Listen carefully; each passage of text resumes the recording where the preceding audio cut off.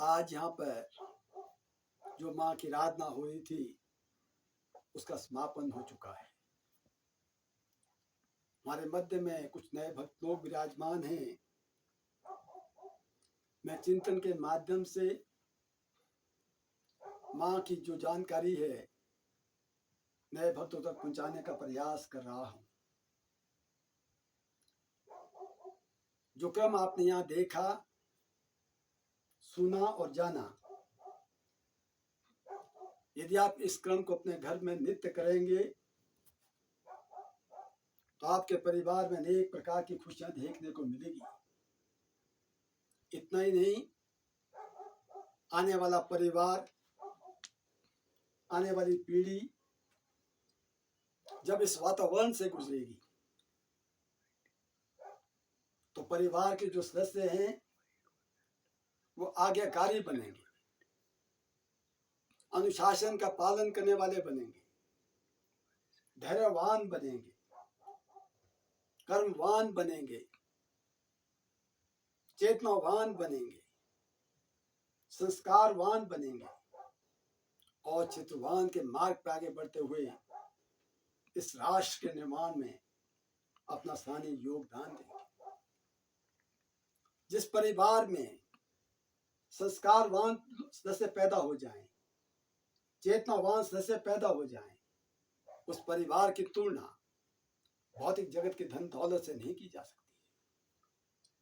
आज समाज के भीतर चंद ऐसे लोग हैं जो सोशल मीडिया के माध्यम से मूर्ति पूजा और पूजा पाठ को अंधविश्वास कहकर लोगों को भ्रमित करने का प्रयास कर रहे हैं। मैं उन लोगों के बारे में बताना चाहूंगा जिन्होंने विज्ञान के क्षेत्र में पूरे देश में नहीं बल्कि पूरी दुनिया में अपना नाम रोशन किया है कि उनके क्या विचार हैं, वो इस मामले में इस विषय में क्या कहना चाहते हैं।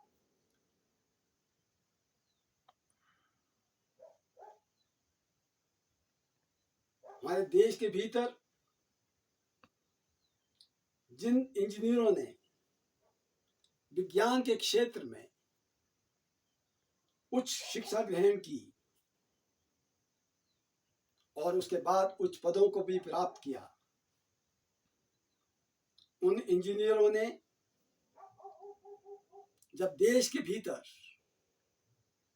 बड़ी बड़ी सुरंगों का निर्माण किया, बड़े बड़े पुलों का निर्माण किया, बड़ी बड़ी इमारतों का निर्माण किया, बड़े बड़े बिजली के प्रोजेक्ट जो भूमि के नीचे लगाए गए उसका निर्माण किया, उन सभी कार्यों को प्रारंभ करने से पूर्व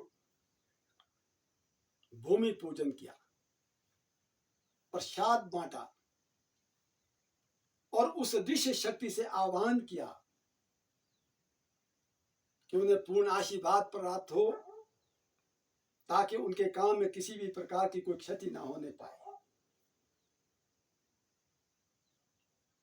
उन इंजीनियरों ने जिन्होंने विज्ञान के क्षेत्र में बहुत उन्नति की, अदृश्य शक्ति को देखा नहीं, महसूस किया है। दूसरी घटना, मैं उन वैज्ञानिकों के बारे में आपको बताना चाहूंगा जो वैज्ञानिक आज नासा के भीतर, इसरो के भीतर या दूसरे संस्थान में उच्च पदों पर आसीन है।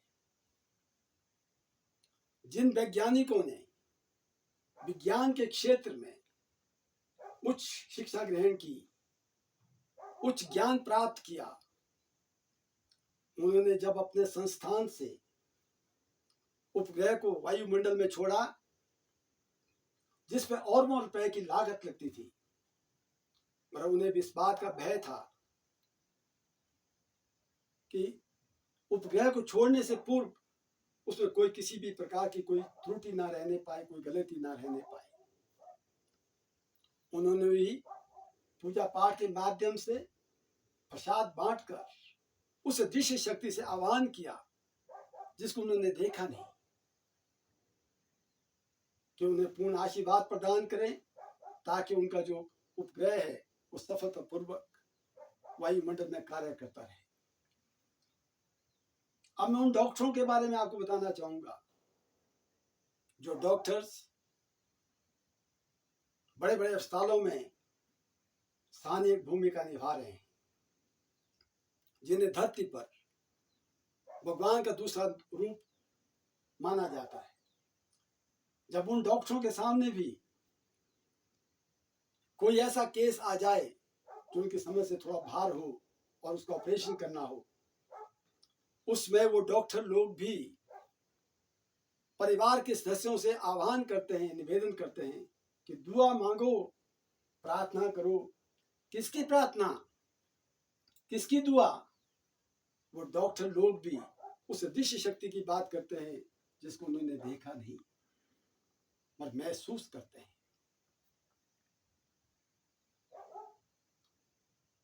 भारत के जो पूर्व राष्ट्रपति रहे डॉक्टर अब्दुल कलाम, जो मुस्लिम समुदाय से थे, पूरे विश्व के अंदर बहुत बड़े वैज्ञानिक थे।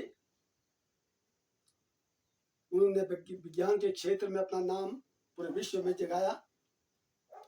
मगर राष्ट्रपति बनने के बाद उन्होंने इस बात को कहा, यदि मानव को संस्कारवान बनाना चाहते हो तो स्कूलों में प्रारंभ से ही अध्यात्म की शिक्षा दी जानी चाहिए। ये डॉक्टर अब्दुल कलाम के विचार थे। जिन लोगों ने, जिन ऋषि मुनियों ने अध्यात्म के क्षेत्र में उच्च ज्ञान हासिल किया, उन्होंने उस ऋषि शक्ति से मुलाकात की, वार्तालाप की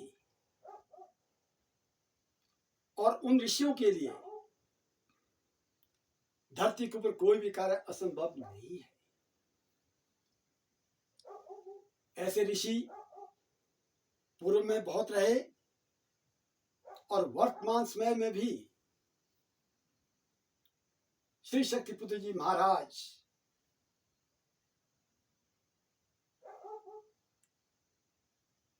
जो व्यवहारी में मऊ के स्थान पर अपने आश्रम में रहते हैं, उनके लिए धरती पर कोई भी कार्य करना आज भी असंभव नहीं है। पूजा पाठ और धर्म अध्यात्म नहीं है। पूजा पाठ और धर्म अध्यात्म के मार्ग पर आगे बढ़ने के लिए सहायक क्रिया है। इन मार्ग पर आगे बढ़कर हम अध्यात्म के मार्ग पर और तेजी के साथ आगे बढ़ सकते हैं। मैं उन लोगों को जो पूजा पाठ को पाखंड कहते हैं, उनको एक बात बताना चाहूंगा। जब सनातन धर्म की स्थापना हुई थी, उस काल में जो ऋषि मुनि रहे, उन ऋषि मुनियों ने अपनी विचारधारा सनातन धर्म में डाली थी। 16 संस्कार डाले गए थे जो जन्म से लेकर मृत्यु तक आज भी सही हैं और प्रचलित हैं। इसलिए पूजा पाठ और धर्म और सत्य का जो पथ है, वो अध्यात्म के मार्ग पर आगे बढ़ने के लिए नितांत आवश्यक है। जय माता की।